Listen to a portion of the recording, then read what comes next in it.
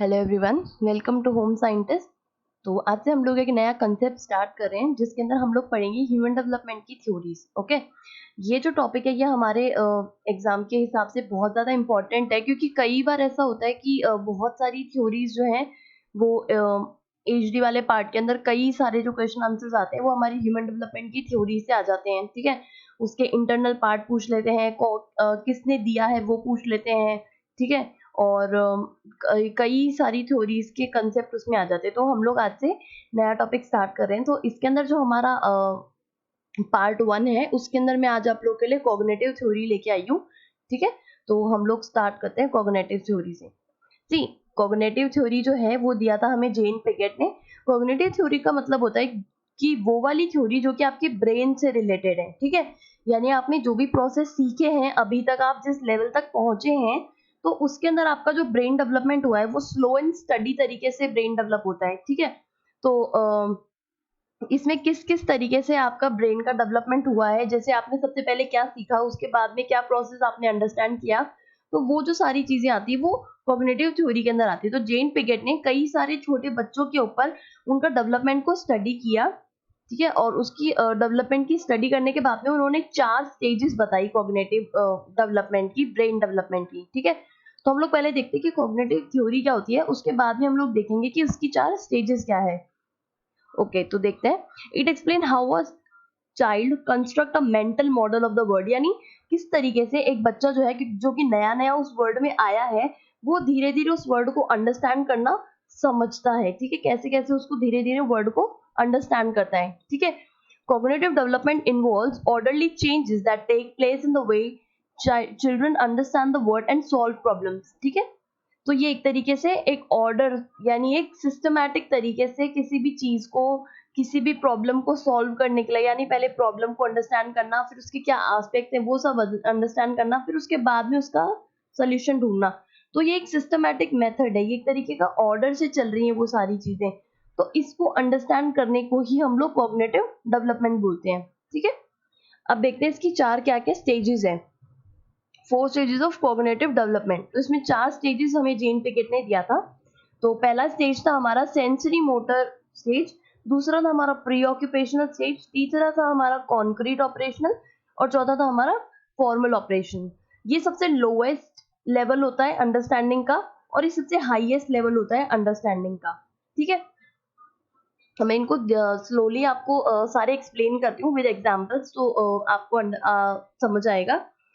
जी, ये आप लोग के लिए मैंने इसमें डायग्राम लगाया ताकि इससे थोड़ी-सी आपको एक बेसिक अंडरस्टैंडिंग आए कि कॉग्निटिव डेवलपमेंट की जो स्टेजेस है उसमें क्या-क्या है। सबसे पहले जो आती है हमारी सेंसरी मोटर स्टेज आती है, जो कि हमारे बर्थ से लेकर 2 इयर्स तक चलती है, जिसमें हमें ज़्यादा कुछ अंडरस्टैंड नहीं होता है।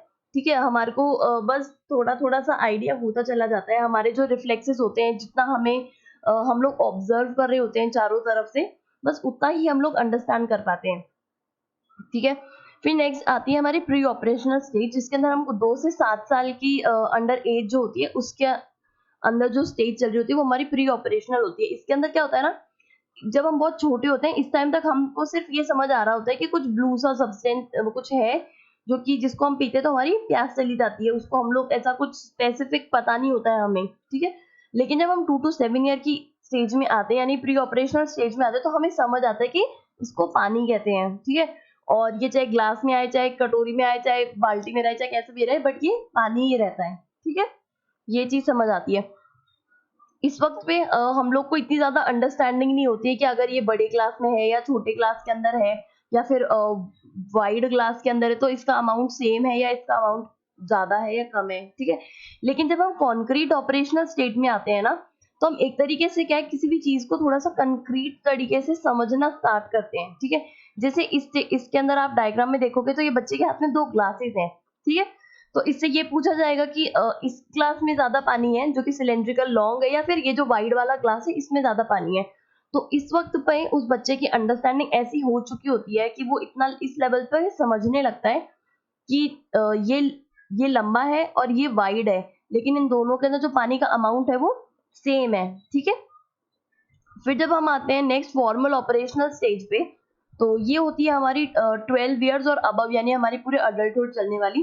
तो इसमें क्या होता है ना, हम लोग एक तरीके से बहुत ही लॉजिकली सोचने लग जाते हैं, हम लोग इंडक्टिवली और डिडक्टिवली सोचने लग जाते हैं, ठीक है। यानी कुछ काम, कोई भी प्रॉब्लम है, उसके सारे एस्पेक्ट्स हम समझने लग जाते हैं कि ये प्रॉब्लम इस तरीके से हुई थी, इस प्रॉब्लम के ये वाले प्रोज होंगे या ये कॉन्स होंगे, उसके बाद में हम लोग किसी पर्टिकुलर रिजल्ट पे पहुंचते हैं उसके अंदर, ठीक है। तो आई होप अभी आपको थोड़ा बहुत एक बेसिक आइडिया तो मिल गया होगा। तो अब हम लोग इनको थोड़ा डीप में रीड करते हैं। ओके, देखते हैं हमारी पहली stage, the sensory motor stage. ये जो है वो 0 to 2 ईयर ओल्ड के अंदर जब आप रहते हैं तो उसके अंदर आती है। इस स्टेज में क्या होता है ना, एट दिस स्टेज इन्फेंट और toddler acquires knowledge that through sensory experiences, यानी जो भी आप अपने सेंसेस, यानी आपके जो 5 सेंसेस हैं, टच का है, स्मेल का है, टेस्ट का है, ठीक है। तो ये वाले जो सेंसेस हैं, इनसे एक्सपीरियंस जो भी आप कर रहे होते हैं ना, वो उससे आपको जो भी एक्सपीरियंस मिल रहे होते हैं, उससे आप एक नई नॉलेज को डेवलप करते हैं, एक नई अंडरस्टैंडिंग को करते हैं, ठीक है। जैसे आपने कोई गर्म चीज को हाथ लगा दिया, तो अब दोबारा आप उस चीज को हाथ लगाने में थोड़ा सा हिचकिचाएंगे, चाहे आप छोटे होंगे तो भी, क्योंकि आपको एक थोड़ा सा आइडिया हो जाएगा कि अगर ये चीज इधर रखी हुई है या फिर ऐसी है, तो ये गर्म होगी या फिर हमारे लिए सही नहीं होगी, ठीक है। यानी इस छोटी एज के अंदर कोई भी चीज जो हम नॉलेज को अंडरस्टैंड करते हैं या हमें समझ में आती है, तो वो हमारी जो होती है वो हमारी सेंसेस से आ रही होती है, ठीक है। इसमें जो भी हम लर्न करते हैं ना, वो हमारे सारे रिफ्लेक्सेस से, हमारे सेंसेस से और हमारे मोटर रिस्पॉन्सेस से रिफ्लेक्ट अंडरस्टैंड करते हैं। सेंसरी और मोटर का मतलब है कि जब आपका ब्रेन और आपकी बॉडी दोनों चीजें एक साथ काम करना स्टार्ट कर देती है, ठीक है। सेंसरी यानी आपके सेंसेस होते हैं जो कि आपके ब्रेन से रिलेट करते हैं, और मोटर यानी आपके हाथ पांव और आपकी जो फिजिकल बॉडी है जिसका मूवमेंट रहता है, वो हमारे मोटर के अंदर आते हैं, ठीक है। इसके अंदर क्या होता है, at this stage infants organize their physical actions for dealing with the immediate world. Obvious है, वो अपनी धीरे धीरे से अपनी फिजिकल और अपनी मेंटल स्टेट को एक्शन के अंदर डील करने में हेल्प करने लग जाती है, ठीक है। इसको जो है, हमारी जो पहली स्टेज है, उसको जो जेन पिगेट है, उन्होंने 6 पर्टिकुलर स्टेजेस के अंदर डिवाइड किया है, ठीक है।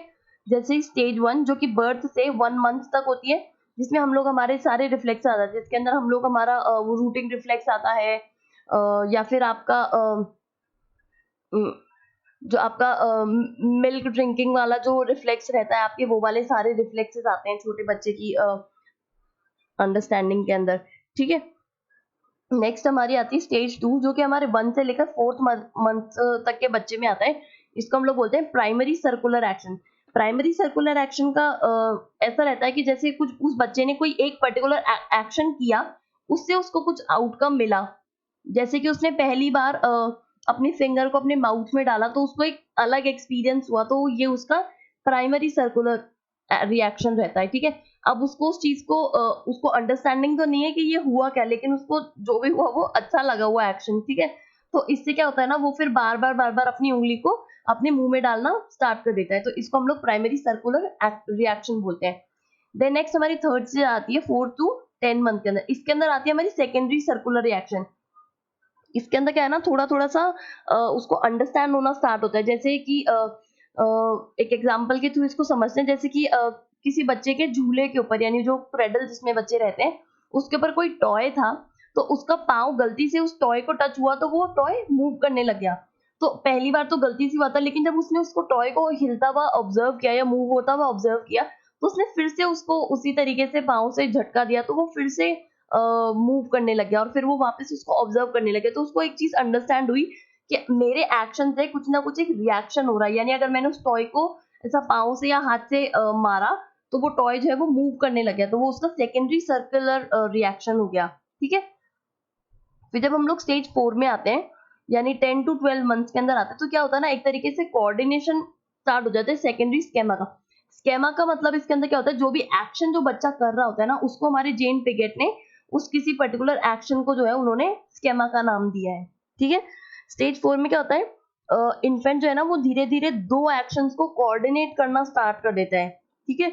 जैसे कि उसको कोई चीज को पकड़ना है, लेकिन उसके बीच में कोई ना कोई हिंड्रेंस हो रही है, यानी मान लो उसको कोई टॉय चाहिए, लेकिन उसकी टॉय के ऊपर उसकी मदर का हाथ रखा हुआ है, तो अपने माइंड में धीरे धीरे प्लान करना स्टार्ट करता है कि मैं ये टॉय कैसे ले सकता हूँ, मेरी मदर का इस पे हाथ रखा हुआ है, तो मैं उनके हाथ को हटाऊंगा और फिर ये टॉय को ले लूंगा। तो ये वाली जो धीरे धीरे डेवलपमेंट हो रही होती है ना, तो इसको हम लोग बोलते हैं कि दो एक्शंस यानी दो स्केमास के अंदर वो कोऑर्डिनेट करना स्टार्ट कर देता है। ठीक है, फिर नेक्स्ट आती है हमारी स्टेज 5, जिसके अंदर हम लोग बोलते हैं tertiary circular action. Tertiary circular action के अंदर क्या होता है ना, बच्चा जो है वो धीरे धीरे किसी भी पर्टिकुलर चीज को एक्सपेरिमेंट करके और उसको ट्राई करने लग जाते हैं।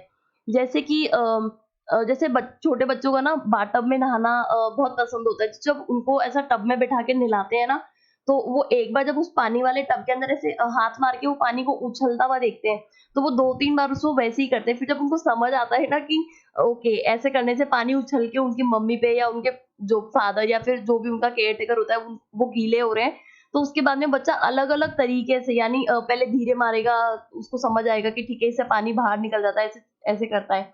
तो वो फिर उससे अपने क्या है ना अपनी हाथ की पोजीशन को चेंज करना स्टार्ट करेगा, यानी फिर वो और तेज मारेगा या फिर थोड़ा और साइड में मारेगा, ताकि थोड़ा ज़्यादा पानी उछल के उनके पेरेंट्स के ऊपर जाके गिरे। तो इसको हम लोग बोलते हैं टर्शरी सर्कुलर रिएक्शन, जिसके अंदर वो बच्चा जो है वो धीरे-धीरे एक्सपेरिमेंटल लेवल पे पहुँचता है। कि पहले उसने एक बार उसने मारा तो उसको समझ आया कि ओके ये पानी बाहर चला गया, तो उसने 2-3 बार उसी चीज़ को रिपीट किया। फिर जब दोनों तीनों बार उसको सेम रिजल्ट मिला कि ठीक है इससे उछल के पानी उसकी मम्मी पे जाके गिरता है बाहर की तरफ में, तो अब वो उस चीज़ को बार-बार रिपीट करे चला जाता है और फिर ये ट्राई करता है कि अगर वो थोड़ा-सा धीरे पानी में मारेगा तो क्या होगा, अगर वो थोड़ा तेज पानी में मारेगा तो क्या होगा। तो एक तरीके से वो एक्सपेरिमेंट करता है और नई चीज़ों को लर्न करता है। ठीक है? फिर स्टेज 6 आती है, जिसके अंदर 18 टू 2 इयर्स का स्टेज रहती है। इसके अंदर क्या होता है ना, धीरे-धीरे बच्चा जो है थॉट्स डेवलप करना स्टार्ट कर देता है। ठीक है? और ये वाली जो 6 स्टेज जो है वो अल्टीमेटली लीड करती है स्टेज 2 में, जिसको हम लोग बोलते हैं प्री ऑपरेशनल स्टेज। ठीक है? प्री ऑपरेशनल स्टेज के अंदर जैसे यहाँ पे हमारी बात हुई थी कि वो थॉट्स यानी सोचना स्टार्ट कर देता है, तो इस स्टेज के अंदर क्या होता है ना, वो सिंबॉलिक प्ले करना स्टार्ट करता है। सिंबॉलिक प्ले का मतलब होता है कि आप किसी जैसे कोई आपके पास कोई स्क्वायर या फिर कोई रेक्टेंगुलर ऑब्जेक्ट है, आप उसको जैसा कोई कार समझ लेंगे या फिर एक कोई पर्टिकुलर टॉय समझ लेंगे। ठीक है, यानी एक तरीके से किसी एक पर्टिकुलर ऑब्जेक्ट को किसी एक चीज का सिंबल बना लेंगे। जैसे कोई स्क्वायर अगर आपके पास कुछ है, तो आप उसको कार का रिप्रेजेंटेशन दे देंगे या फिर उसका सिंबल आप उसको रिप्रेजेंट कर देंगे। ठीक है, कोई आपके पास सर्कुलर चीज है तो आप उसको उस कार का स्टीयरिंग व्हील बता सकते हैं। ठीक है, तो इस तरीके से जो बच्चा है वो सिंबलाइज करने लग जाता है चीजों को और सिंबलाइज करके फिर गेम खेलता है। ठीक है, नेक्स्ट जो इस स्टेज के अंदर आता है वो होता है कि इस टाइम पे जो है ना, वो बच्चों की थिंकिंग जो है वो उतनी क्रिटिकल नहीं होती है कि वो हर चीज को लॉजिकली समझ सकें। उनकी जो थिंकिंग होती है वो बहुत ही अनसिस्टमैटिकली होती है और इलॉजिकल होती है। इस टाइम की जो इस टाइम की जो थिंकिंग होती है ना, वो एक फोटोशॉट जैसी होती है, यानी एक पिक्चर जैसी होती है। उनके पास जितनी भी थिंकिंग मतलब जो भी उन्होंने अभी तक एक्सपीरियंस किया होता है ना, वो सब कुछ छोटे छोटे फोटोज की जैसा होता है उनके पास में। पर उनको ये पता नहीं होता है कि हमने उसको किस सीक्वेंस के अंदर लगाना है।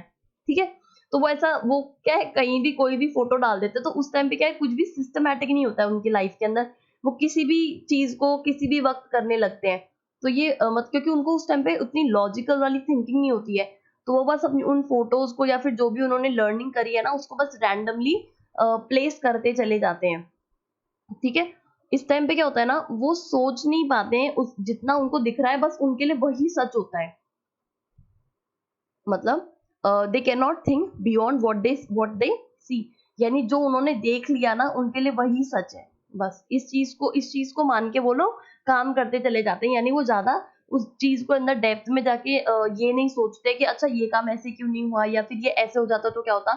इतनी लेवल की थिंकिंग उसके अंदर उस वक्त पे आई नहीं होती है। उनके सामने अगर ऐसा होता है, उनको बोल देते हैं कि अगर प्लेट पे ये खाना रखा है आपने इसको खाना है, तो वो फिर उस चीज के अंदर और दिमाग नहीं लगाते हैं। उनको बस इतना होता है कि ठीक है ये चीज खाने की है तो इसको मुझे खत्म करना है, खाना है, बस इतना ही उनके दिमाग में होता है। ठीक है, इस टाइम पे क्या होता है ना, उनके अंदर कोई भी इंडक्टिव या फिर डिडक्टिव या फिर क्रिटिकल थिंकिंग नहीं होती है, जिससे कि वो क्या है ना क्या चीज उनके लिए अच्छी है, क्या चीज उनके लिए बुरी है, उस चीज का पता नहीं लगा पाते। उनको ये चीज पता नहीं होता कि इस वक्त पे ये हीरो है या फिर ये विलन है। यानी अगर वो कोई मूवी देख रहे होते हैं या फिर कोई भी कार्टून भी देख रहे होते हैं, तो उस टाइम पे उनकी ये थिंकिंग नहीं होती है। उनको उस टाइम पे सारे कार्टून सेम ही लग रहे होते हैं। ठीक है, फिर नेक्स्ट जो हमारी स्टेज आती है वो हमारी कंक्रीट ऑपरेशनल आती है, जो कि हमारी 7 से 11 साल की एज होती है।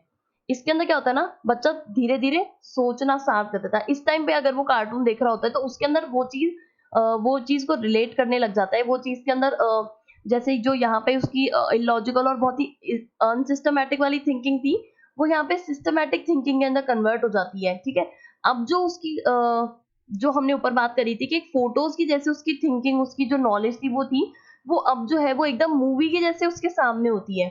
यानी वो अब क्या है, उन धीरे धीरे उन जो भी उसने नॉलेज गेन करी थी उसको सीक्वेंस में ऐड करना स्टार्ट कर देता है वो, कि पहले ये प्रोसेस होगा, फिर ये प्रोसेस होगा, फिर ये प्रोसेस होगा, फिर ये प्रोसेस होगा। तो वो एक तरीके से एक क्रिटिकल थिंकिंग की तरफ में मूव कर रहा होता है धीरे धीरे। ठीक है, इस टाइम पे वो ये भी आइडिया लगा लेता है क्या उसके लिए अच्छा है या क्या उसके लिए बुरा है।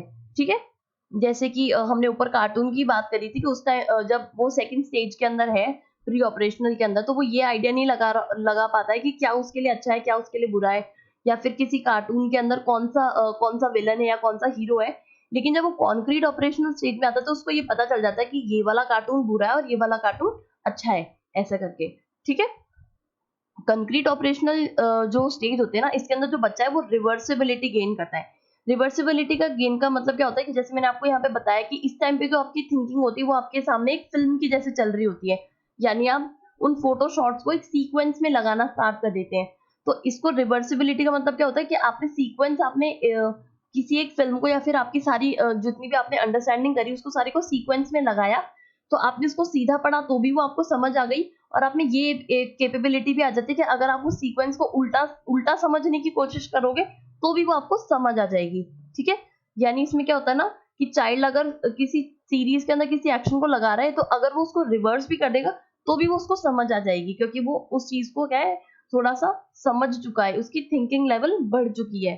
ठीक है, इस इस स्टेज के अंदर और क्या होता है, इसके अंदर क्या होता है ना, जो बच्चा होता है वो एबिलिटी गेन कर लेता है चीजों को क्लासिफाई करने की।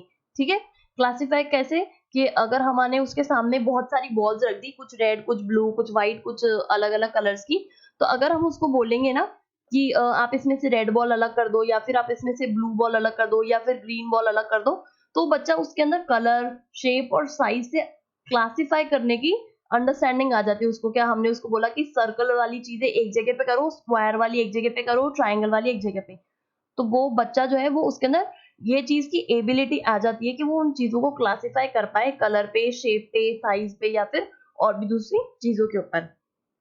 ठीक है, तीसरी चीज जो डेवलप होती है इस स्टेज के अंदर वो होती है हमारी कि हम चीजों को जो है वो एक रिलेटिव मैनर के अंदर देखने लग जाते हैं। रिलेटिव मैनर के अंदर देखना कि ये चीज छोटी है इसके कंपैरिजन के अंदर, यानी वो एक तरीके से कंपेयर करना या फिर रिलेट करना चीजों के अंदर समझ आ जाता है। ठीक है, कि ये ग्लास जो है वो आधा भरा हुआ है, लेकिन ये वाला ग्लास जो है वो इससे बड़ा है, या फिर इसमें पानी ज्यादा है, तो वो एक तरीके से उन दूसरी चीजों को रिलेट करके समझने लग जाते हैं। ठीक है, और ये जो रिलेशन वाला जो एबिलिटी होती है या फिर ये जो प्रोसेस होता है पूरा, इसको हम लोग बोलते हैं सीरिएशन। ओके, तो आई होप आपको समझ आ रहा होगा। अब चलते हैं हम लोग हमारी नेक्स्ट स्टेज के ऊपर, जिसको हम लोग बोलते हैं फॉर्मल ऑपरेशन। ये हमारी इसकी हाईएस्ट लेवल ऑफ थिंकिंग बोलते हैं हम लोग, कॉग्निटिव लेवल का हाईएस्ट लेवल ऑफ थिंकिंग बोलते हैं इसको। ये जो होती है वो हमारी 11 साल से लेकर अडल्टहुड, यानी जो अब हम लोग बड़े हो गए हैं उस लेवल तक की जो थिंकिंग होती है उसको हम लोग फॉर्मल ऑपरेशनल थिंकिंग बोलते हैं। इसके अंदर हमको अब्स्ट्रैक्ट रीजनिंग आ जाती है। अब्स्ट्रैक्ट रीजनिंग का मतलब क्या होता है कि हम लोग एक छोटी सी चीज को उसके इन डेप्थ जाके बहुत ही अच्छे तरीके से अंडरस्टैंड कर सकते हैं कि ये जो चीज थी ये क्यों हुई थी, ये कैसे हुई थी, इसको किस चीज ने लीड किया था, या फिर अगर ऐसा नहीं करते तो ऐसा नहीं होता, या फिर हमने ऐसा कर दिया इस वजह से ये ऐसा हो गया। तो ये जो चीज है, जिस चीज को हम लोग अंडरस्टैंड करने के लिए इतनी चीजें दिमाग में ले आते हैं, इसको हम लोग बोलते हैं फॉर्मल ऑपरेशन। ठीक है, इसके अंदर क्या होता है ना, जो चाइल्ड होता है या फिर जो भी बच्चा है उस वो जो है एक तरीके से उस प्रॉब्लम को समझना लग जाता है कि ये प्रॉब्लम हुई है, और साथ साथ में उसके सारे एस्पेक्ट्स भी देखने लग जाता है कि ये प्रॉब्लम क्यों हो गई, मैंने ऐसा क्या किया था, या फिर मेरी गलती थी या नहीं थी, वो चीज को सारा देखने लग जाता है। और उसके साथ साथ में उसके सारे प्रोज एंड कॉन्स भी देखने लग जाता है कि अगर कोई प्रॉब्लम हुई है या फिर ये जो सिचुएशन के अंदर वो अभी है, वो सिचुएशन के क्या बेनिफिट्स हैं या फिर उस सिचुएशन के क्या उसको नुकसान है, वो चीज सारी अंडरस्टैंड करने लग जाता है वो। ठीक है, इसको हम लोग हाईएस्ट लेवल ऑफ थिंकिंग बोलते हैं। अब ये एक और डायग्राम है जिसके अंदर इन सब का ऐसा क्रक्स दे रखा है, तो एक बार इसको रीड कर लेते हैं क्रक्स को और फिर आगे चलते हैं। ओके, इसमें है सबसे सारी स्टेजेस है। सबसे पहले देखते हैं सेंसरी मोटर के अंदर क्या है, वही 0 to 2 इयर्स का है। इसके अंदर क्या होता है ना, बच्चा एकदम अपने सेंसेस को अपने मोटर रिस्पॉन्सेस के साथ में कोऑर्डिनेट्स करना स्टार्ट कर देता है, ठीक है। सेंसरी क्यूरियोसिटी बढ़ जाती है, उस टाइम पे वो लैंग्वेज यूज करने लग जाता है थोड़ा थोड़ा सा डिमांड के ऊपर, ठीक है। इस टाइम पे ऑब्जेक्ट परमानेंस आती है। ऑब्जेक्ट परमानेंस का मतलब मैंने जब आपको पुराने लेसन दिए थे, जब मैंने क्वेश्चन आंसर सॉल्व करवाए थे, तब भी मैंने आपको एक्सप्लेन किया था। ऑब्जेक्ट परमानेंस का मतलब होता है कि उस बच्चे को ये समझ आ जाता है कि अगर ये ऑब्जेक्ट यहाँ पे नहीं है, फिर भी ये ऑब्जेक्ट गायब नहीं हुआ है, एग्जिस्ट करता है, ठीक है। जैसे मैंने इसके अंदर आपको उसकी मदर का एग्जांपल दिया था कि वो धीरे धीरे जब वो बहुत छोटा होता है, जैसे वो जीरो का है या फिर ऐसा 2-3 मंथ का है, तो उसको उसकी मदर की बहुत ज्यादा रिक्वायरमेंट होती है, ठीक है। तो जब उसको उसकी मदर नहीं नजर आती, तो उसको ऐसा लगता है कि मेरी मदर जो है वो है ही नहीं, वो पता नहीं कहीं चली गई है, वो गायब हो गई है, उसको ऐसा लगता है। लेकिन जब वो स्लोली धीरे धीरे बड़ा होता है और जब वो थोड़ी सही अंडरस्टैंडिंग उसमें आती है, तो उस टाइम पे उसको ऑब्जेक्ट परमानेंस होना स्टार्ट होता है। यानी उसको ये समझ होना आने लगता है कि अगर उसकी मदर उस वक्त पे उसके पास में नहीं है, इसका मतलब ये है कि उसकी मदर है, लेकिन वो उस टाइम पे उसके पास नहीं है, या फिर वो कुछ काम करने के लिए बाहर गई हुई है। तो इसको हम लोग ऑब्जेक्ट परमानेंस बोलते हैं, जो कि सेंसरी मोटर स्टेज का सबसे इंपॉर्टेंट पार्ट है, ठीक है। कई बार क्वेश्चन आ जाता है कि ऑब्जेक्ट परमानेंस जो है वो कौन सी स्टेज के अंदर आता है, तो आपको याद रखना है कि उसको सेंसरी मोटर स्टेज के अंदर आता है वो, ठीक है। नेक्स्ट हम लोग चलते हैं प्री ऑपरेशनल पे, जो कि 2 to 7 ईयर के अंदर आता है। इसमें क्या है, जैसे मैंने आपको बताया था कि सिंबॉलिक प्ले करने लग जाता है बच्चा, तो सिंबॉलिक थिंकिंग आ जाती है उसके अंदर वो धीरे धीरे सिंटेक्स का यानी कुछ वर्ड्स और जो ग्रामेटिकल मतलब जो सिंटेक्स का मतलब एक तरीके से वर्ड्स होता है, ठीक है। तो उस टाइम पे क्या है, वो धीरे धीरे सिंटेक्स यानी वर्ड्स काम में लेना स्टार्ट कर देता है, थोड़े थोड़े ग्रामेरिकल वाले कंसेप्ट उसको समझ आने लग जाते हैं, वो इमेजिनेशन करने लग जाता है। तभी तो वो जब वो इमेजिन करेगा किसी चीज को, तभी तो वो किसी चीज को सिंबलाइज करेगा ना। कि जब उसने सोचा कि भाई कार है, कार कैसी होती है, ऐसे डब्बे जैसी होती है, चौकोर सी होती है। तो जब उसके पास में कोई सर्कुलर ऐसा रेक्टेंगुलर सा चीज आया या फिर स्क्वायर वाली चीज आई, तो उसने उसको सिंबलाइज किया, यानी उसको इमेजिन किया कि ये कार है, ठीक है। तो इसको हम लोग बोलते हैं सिंबलाइजेशन। फिर नेक्स्ट देखते हैं क्या है कि धीरे धीरे कंजर्वेशन एंड डेवलपमेंट। कंजर्वेशन का मतलब जैसे मैंने आपको बताया था ना कि जैसे उसको ये समझ आने लगता है कि ये ग्लास छोटा है या फिर ये ग्लास बड़ा है, ठीक है। इसके अंदर क्या है, 3-4 तरीके के कंजर्वेशन होते हैं इस स्टेज के अंदर।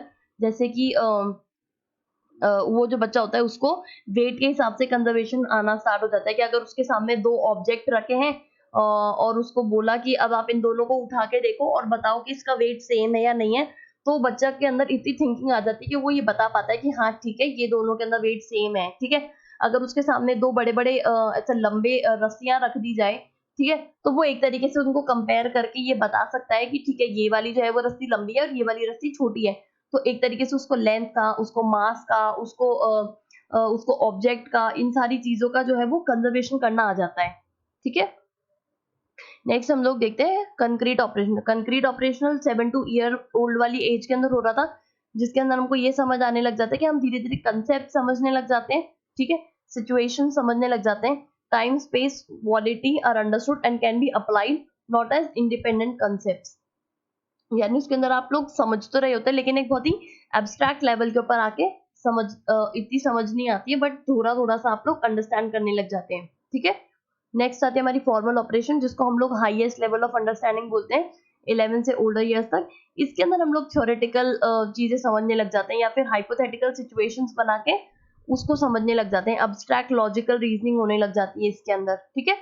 कंसेप्ट लर्न करने लग जाते हैं, और अगर एक कंसेप्ट अगर हमने लर्न कर लिया और अगर उसके जैसा ही दूसरा कंसेप्ट आता है, तो हम इन दोनों को रिलेट कर पाते हैं, ठीक है। आई होप आपको पिगेट की सारी ये डेवलपमेंटल थ्योरी समझ आ गई होगी, कॉग्निटिव डेवलपमेंट थ्योरी, और उसकी सारी स्टेजेस भी समझ आ गई होगी। तो आज का लेसन हमारा इतना ही था। आई होप आपको सारी चीजें समझ आई होंगी। तो अगर आप चैनल पे नए हैं तो प्लीज चैनल को लाइक कीजिए, शेयर कीजिए और सब्सक्राइब कीजिए। और अगर आपको कुछ भी डाउट है इससे रिलेटेड, तो आप प्लीज मुझे कमेंट सेक्शन में कमेंट करके बता सकते हैं, तो मैं फिर आपको नेक्स्ट लेसन के अंदर इसको और क्लियर कर दूंगी। तो बस बने रहिए चैनल के साथ में, ताकि हम लोग हमारी नेट जेआरएफ की तैयारी अच्छे से करते रहें। Thank you so much.